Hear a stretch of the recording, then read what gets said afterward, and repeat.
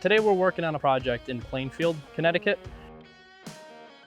The land has been cleared by a land clearing company. Our job is to come in and provide immediate erosion control as well as revegetation for this project until they're ready to proceed.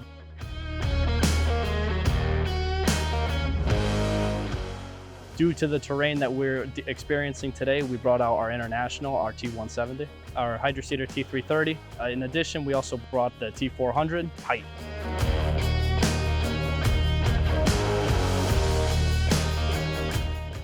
On this site, we're using Profiles mix of 70-30. That's a 70% recycled wood as well as 30% cellulose, which in essence is recycled newspaper. The seed blend we're using is a pollinator blend, anything to keep the birds and the bees happy.